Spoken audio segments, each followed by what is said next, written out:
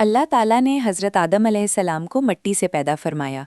कुरान में अल्लाह फरमाता है, वलक़द खलक़नल इंसाना मिन सलसालिम मिन हमाइन मसनून, सूरत अर्रहमान 55-14।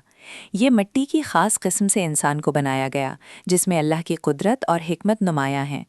हज़रत आदम अलैहिस्सलाम की पैदाइश ही इंसानियत का आगाज़ थी। हज़रत आदम अलैहिस्सलाम जन्नत में अल्लाह की इबादत और खुशियों के साथ थे। जन्नत के बागात, पानी और फल उनके लिए ख़ास तोहफ़ा थे। यहाँ उन्हें अल्लाह की इताअत और आदाब की तालीम दी गई।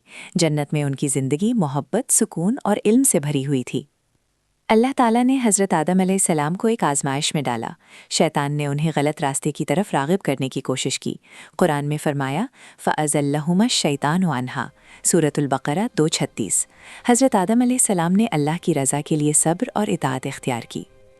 हज़रत आदम अलैहिस्सलाम और हज़रत हव्वा ने जन्नत में एक दूसरे के साथ ताउन और मोहब्बत के साथ ज़िंदगी गुजारी। अल्लाह ताला ने उन्हें इंसानियत के लिए अव्वलीन ज़िंदगी का नमूना बनाया। दोनों की तालीमात और सब्र आज भी हमें सबक देती हैं। आज़माइश के बाद हज़रत आदम अलैहिस्सलाम और हज़रत हव्वा को ज़मीन पर उतारा गया। यहाँ उन्होंने मेहनत, इबादत और इंसानियत की बुनियाद रखी। ज़मीन पर उतरना ही इंसानी तारीख़ का आगाज़ था, और यही वो मकाम है जहाँ इंसानों की ज़िंदगी की कहानी शुरू हुई। ज़मीन पर आने के बाद हज़रत आदम अलैहिस्सलाम ने अपनी नस्ल को अल्लाह की इताअत और इबादत की तालीम दी। यहीं से इंसानियत की शुरुआत हुई।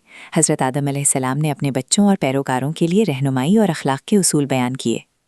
हज़रत आदम अलैहिस्सलाम की ज़िंदगी हमें अल्लाह की इताअत, सब्र और शैतान के फ़रेब से बचने का सबक देती है। हमें भी ज़िंदगी में अल्लाह की रज़ा, इल्म और अखलाक के रास्ते पर चलना चाहिए। यही सबसे बड़ी हिदायत है जो इंसानियत के लिए बाकी है।